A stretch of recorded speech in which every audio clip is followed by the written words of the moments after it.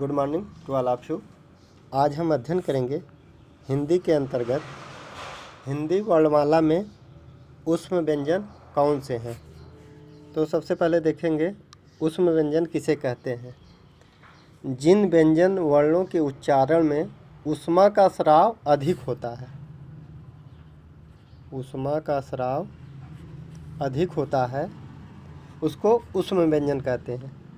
इसके उच्चारण में ऊष्मा का स्राव अधिक होने के कारण संघर्ष उत्पन्न होता है, अतः इन्हें संघर्षी व्यंजन भी कहते हैं।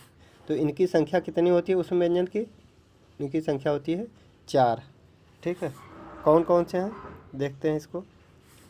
पहला है तालव्य सा, इसको हम तालव्य सा बोलते हैं। ठीक, दूसरा है आपका मूर्धा सा, इसको मूर्धन्य बोलते हैं। ठीक, तीसरा है आपका दंत, इसको दंत बोलते हैं। चौथा है स्वर तंत्री, इसको हा आता है इसके अंतर्गत, इसको हम स्वर यंत्री बोलते हैं, स्वर यंत्री बोलते हैं। ठीक, तो इसका जो सही आंसर है फर्स्ट पार्ट है, ए पार्ट। ठीक, इसके बाद हम दूसरा क्वेश्चन देखते हैं।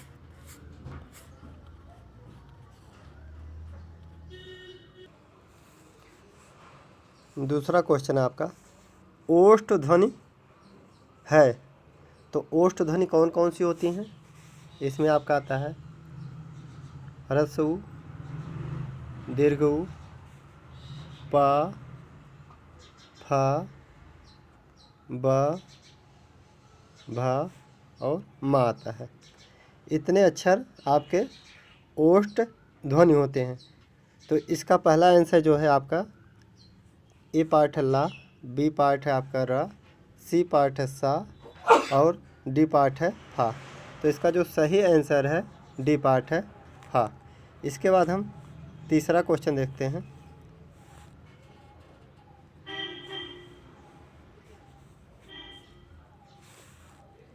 वावेल को हिंदी में कहते हैं अक्षर, पहला पार्ट है अक्षर, दूसरा पार्ट है व्यंजन, तीसरा पार्ट है स्वर, चौथा पार्ट है शब्द।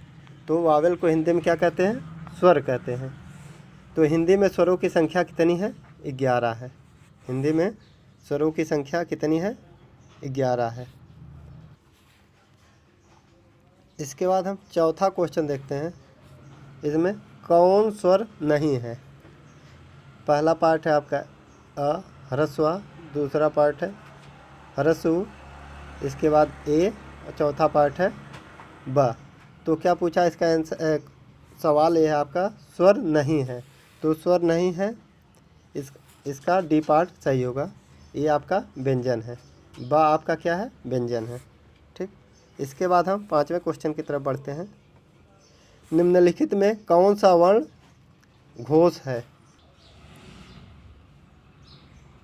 सबसे पहले हम देखते हैं घोष को हम लोग सघोष भी बोलते हैं, घोष को हम लोग सघोष भी बोलते हैं।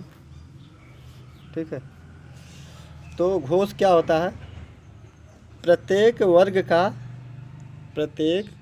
का तीसरा, चौथा और पांचवा वर्ण प्लस अंतस्थ व्यंजन, अंतस्थ व्यंजन में आपका या, रा, ला और वा प्लस हा और सभी स्वर प्लस 11 स्वर और द्विगुण व्यंजन आते हैं। ठीक है, तो इसका जो सही आंसर होगा